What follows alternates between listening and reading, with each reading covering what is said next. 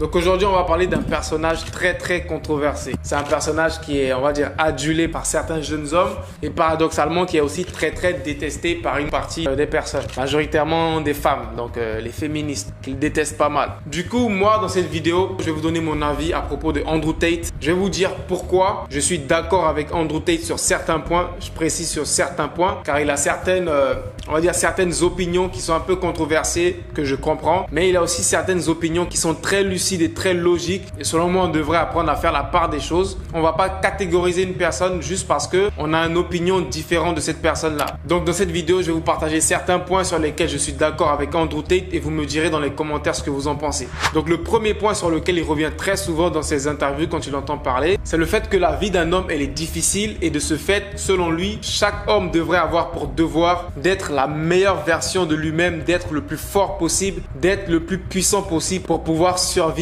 à cette vie difficile. I think the number one thing that you can do as a man is just to get your life in order. It hasn't got to be that complicated.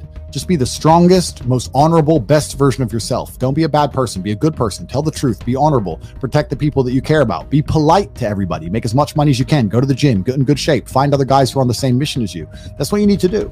Et moi, c'est un point sur lequel je rallie complètement. La vie d'un homme, elle est difficile. Un homme, il a des responsabilités. Un homme, il a une charge. Un homme, il a comme responsabilité d'être le leader de la famille. Il a comme responsabilité d'être le pourvoyeur, d'aller chercher la nourriture. Et ça, c'est une grosse responsabilité pour un homme. De ce fait, un homme, il doit être fort mentalement. Il doit être aussi fort physiquement. Et il doit être le plus compétent possible. Surtout dans la société dans laquelle on vit, mon frère. Tu n'as aucune valeur si tu n'as pas d'argent. Si tu n'es pas puissant ou si tu n'apportes pas quelque chose de valeur à la société. On ne te prendra pas au sérieux. Car c'est la triste réalité. Si tu es pauvre, tu n'es pas respecté. Donc en tant qu'homme, c'est ton devoir de travailler sur toi pour être la meilleure version de toi. Et ça passe par ces trois différents aspects-là. L'aspect physique, tu dois être la meilleure version de toi physiquement. C'est pas forcément aller à la salle et soulever des poids et être musclé, mais c'est juste garder ta bonne santé. Pas rester là à manger, avoir un gros ventre et être en surpoids. Faire du sport quotidiennement, bien t'alimenter. Deuxième aspect qui est selon moi aussi très important dans la société d'aujourd'hui, tu dois avoir une force financière la plus forte possible. Gagne le maximum d'argent que possible. Car dans la société dans laquelle on vit, si tu veux être respecté, faut que tu aies de l'argent.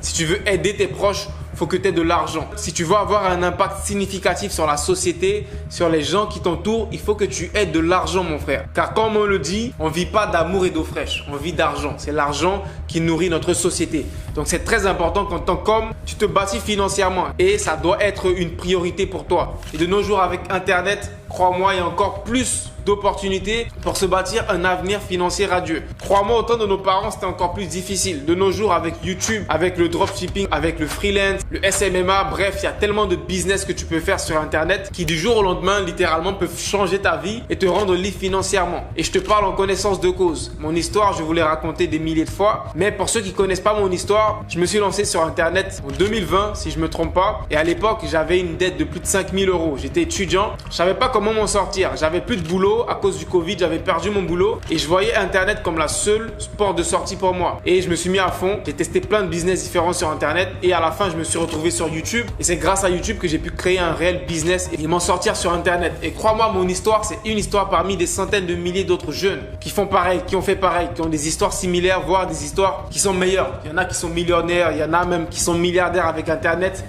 Et je te jure que c'est vrai. Je te donne un exemple. MrBeast, c'est un YouTuber. Ce mec-là, il a une valeur de plus d'1 milliard de dollars. Je pense même plus de 10 milliards de dollars. Bref, c'est un aparté. Pour te dire qu'avec Internet, en tant qu'homme, tu peux te construire un avenir financier radieux si tu prends ça au sérieux. Le deuxième point sur lequel je suis complètement d'accord avec Andrew Tate, et c'est un de ses avis qui a fait le plus de, on va dire, controverse sur les réseaux sociaux, c'est le fait que Dieu a créé l'homme et la femme d'une manière très distincte. Dans la société, l'homme a son rôle et la femme aussi, elle a son rôle. Et c'est deux rôles différents. I don't think the world has ever been equal. I'm not saying that women should completely and utterly be slaves. I'm not saying that.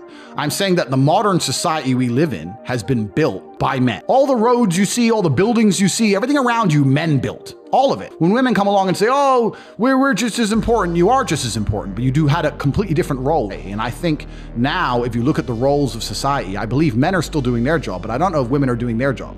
Women's job always was procreation, to look after the family and to look after the man. That's all that they had to do. And the man would go out there and risk his life and spend his time building the modern world. But when they come home now, the girl's like, oh, why should I cook for you? I think women are failing in their role. I think women are failing. Malheureusement, dans la société dans laquelle on vit aujourd'hui, on veut donner des rôles qui sont censés être des rôles masculins à des femmes. Et l'inverse aussi. On veut donner des rôles qui sont censés être féminins à des hommes. Et c'est en train de vraiment bouleverser la société. Il faut qu'on remette les choses dans l'ordre. Je dis pas que la place de la femme, c'est à la cuisine, tu vois. Même si c'est vrai. Mais je dis juste que faut qu'on soit d'accord. Dieu a créé l'homme et la femme d'une manière très distincte. L'homme, il est masculin. C'est le pourvoyeur. Il va à la chasse. Il est fort. Il est musclé. C'est lui qui est l'homme de la famille. C'est lui qui est le puissant dans la famille. C'est lui qui dirige la famille. C'est ça le rôle de l'homme dans la famille, dans la société. La femme, son rôle dans la société, dans la famille, la femme, elle a la compassion. Elle a la compassion pour les uns et les autres. Elle a la compassion pour les enfants. Elle a plus de temps pour éduquer les enfants d'une manière plus douce. Parce que l'homme, il est plus, on va dire, pas violent, mais l'homme, il est plus assez strict. Et la femme, elle est beaucoup plus dans la compassion, beaucoup plus sensible. Elle a beaucoup plus d'affinité avec les enfants. On va pas le nier, la femme, elle a aussi un rôle très important dans la société. C'est un pilier important de la société. Mais de nos jours, on est en train de mélanger tout. Avec des mouvements comme le féminisme qui sont à peu près à l'envers et qui sont en train de revendiquer certains droits pour les femmes. Et le problème avec la société dans laquelle on vit en ce moment, c'est que la femme est en train de devenir de plus en plus masculine. Et l'homme est en train de devenir de plus en plus féminin. Je m'explique. Si tu regardes un peu en Occident, principalement aux États-Unis, c'est là-bas que tout ce genre de bordel-là commence et après, ça va en France, en Europe et tout ça. Pour ceux qui ont vécu aux États-Unis, vous allez comprendre ce que je vais dire. Si tu regardes aux États-Unis, la société et plus la famille, le rôle de la famille est en train de disparaître au fur et à mesure. Aux États-Unis, il y a de plus en plus de femmes célibataires avec des enfants. C'est-à-dire que des femmes qui sont célibataires, qui élèvent des enfants seuls, des enfants qui vont vivre toute leur vie sans une figure paternelle. Et la femme, elle se retrouve à jouer ces deux rôles-là. Donc d'être à la fois une figure paternelle pour les enfants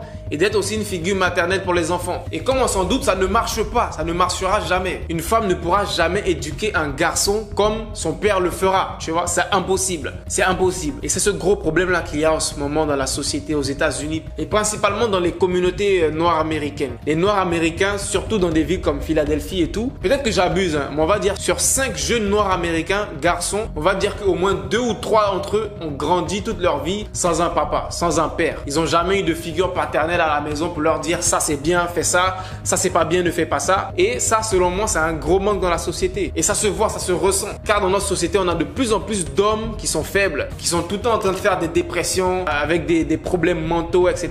Il y a plein d'hommes qui sont violents, qui battent leurs femmes, des agressions, etc. Et selon moi, c'est un problème qui résulte de ce manque-là. Une personne qui a vécu, surtout un jeune homme qui a vécu sans figure paternelle, crois-moi, il va lui manquer beaucoup de choses pour qu'il soit un vrai homme dans cette société-là. Et malheureusement, l'inverse aussi est en train de se passer chez les hommes. Comme je vous ai dit, la société est de plus en plus en train de féminiser les hommes. C'est-à-dire que l'homme, qu'est-ce qui fait un homme? Ce qui fait un homme, c'est son ego, c'est son autorité, c'est sa masculinité. C'est le fait de contrôler sa vie, d'avoir du contrôle sur ce qui l'entoure, etc.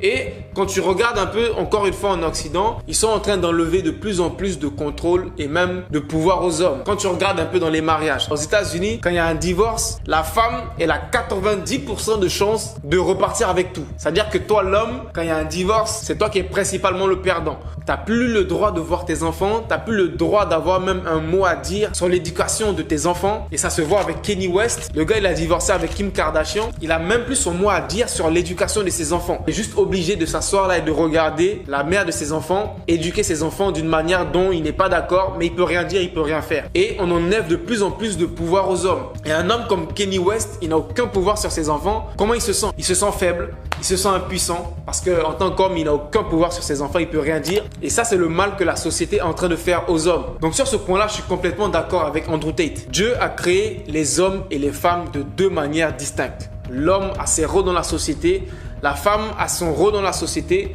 Faudrait pas qu'on mélange les choses. En vrai, j'avais fait une liste de plusieurs points, mais je me suis rendu compte que là, la vidéo elle est déjà assez longue.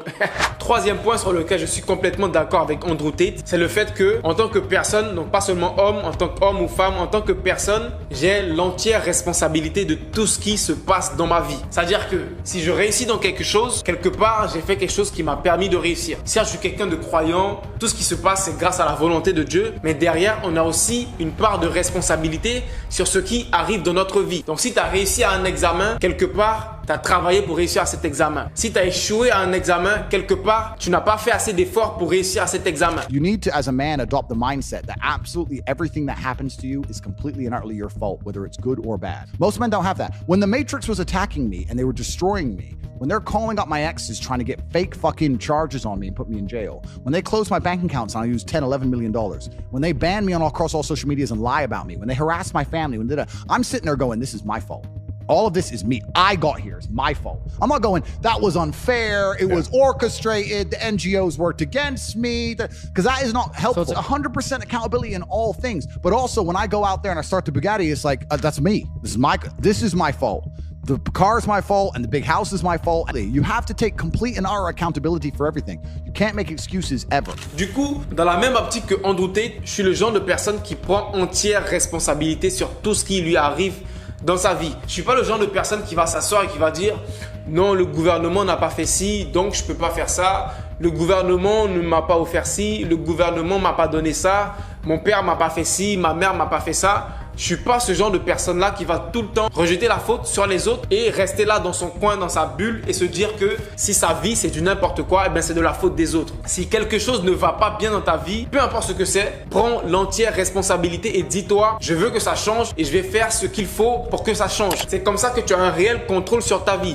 Car si tu restes là à juste attendre que tout arrive par magie dans ta vie, un peu comme les Africains ils sont beaucoup dans, on va dire, une certaine spiritualité un peu bancale, tu vois. Ils sont souvent, je généralise, désolé, mais on va dire certains Africains, ils sont souvent en train de dire, c'est pas encore mon tour va arriver, si Dieu le veut, ça va se passer, si Dieu le veut ci, si Dieu le veut ça. Et ils sont là assis à attendre que quelque chose arrive dans leur vie. Par magie, Dieu va faire quelque chose dans leur vie. Je suis croyant, je crois aussi en Dieu. Mais on dit, aide-toi et le ciel t'aidera. On n'a pas dit, assieds-toi et attends, juste prie et là, Dieu va faire des miracles dans ta vie.